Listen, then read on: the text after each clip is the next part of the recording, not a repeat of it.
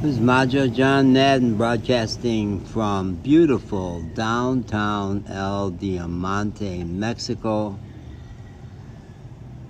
Big carretera. It's 2 lanes, but it's really well paved road, and it unites north and south borders of Mexico on the east coast over by the Pacific, by the Gulf of Mexico. And a lot of truck traffic, so we may have some noise from trucks. I want to do a little installment about jealousy. And the thing that immediately provoked that for me was, of the 3 dogs who all seem to have disappeared, 3 dogs who hang out with me here. One of them, the female, now I don't know if that's significant, buses too. Lots of great buses in Mexico. The one who is a female, I call her Easy or Facile because she came to me, whereas street dogs do not reach out to people because they don't expect anything good to happen. But she is one jealous bitch. She has gotten so attached to me. Mufafa is a little corgi-looking dog who hangs out a lot in the restaurant, and he was the first one to bond with me because we see each other a lot.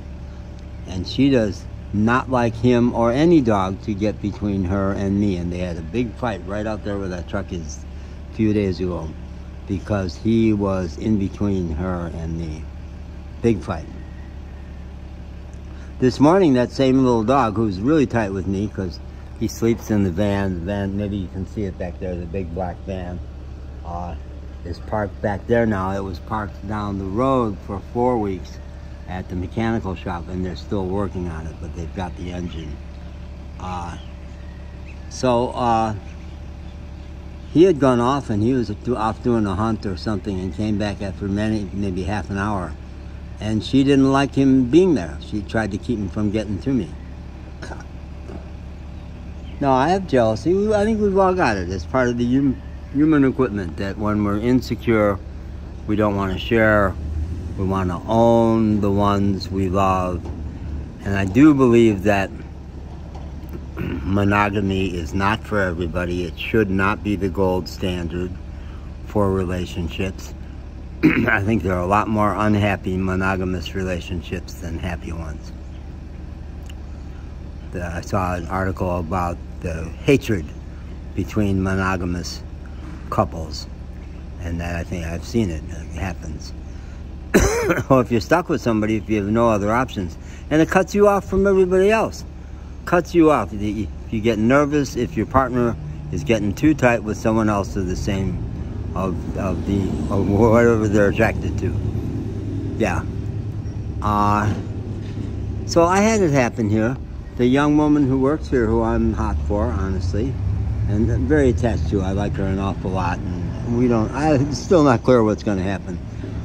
But she's a lot younger than me, and at one point, right out of the front door there was a hot young guy on a motorcycle chatting with her, and she clearly was motivated to talk with him.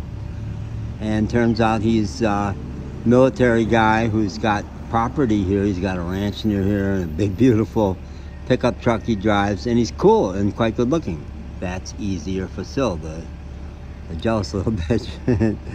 So, I realized, hey, if you really care about this girl and want to support her, maybe the way to do it is to help her open herself up to his advances, because he's clearly quite hot for her. So I planned it. I thought, maybe she comes from a simple background and he's really been around. Maybe she does. There's a famous pop song where the guy sings, she's so high above me, she'll never love me. And that expresses a common thing where you think that someone's better than you and they would never want you. So I said, I'm going to go talk to her, and I'm going to finally just be really clear, stop all the goofing around, and tell her I think she's hot, if it could be useful information for her. So I did. I went and talked to her and said, what about this guy, Victor? He's clearly interested in you. And she said, oh, he's Mas Grande. I said, bingo, that's it. She thinks she's not good enough for him, and I said, well, you are. You're hot. And I might as well just tell you, because it might be good to hear from another man. And she says, no, that's not the issue. Mas Grande, he's too old for me, he's 32. So that was a pretty good joke. But it comes and goes for me. And I am not interested in a monogamous relationship. So whoever I get involved in a relationship with has got to be not jealous, you know, to be willing to share.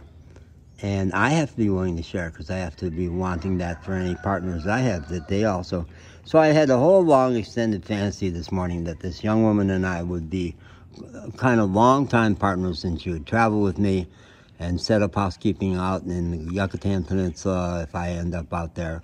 And we would both have a variety of relationships, and I would be a big cheerleader for her, and she'd be a big cheerleader for me, because you'd bring all that good stuff back home, stuff you've learned. How do people get married with no sexual experience or minimal and be good in bed? No, you got to learn from a lot of partners.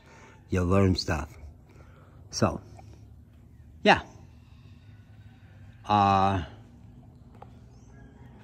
There's a big punchline brewing in me, which is, nope, nope, it's not there. Okay, happy day, people. Bye-bye.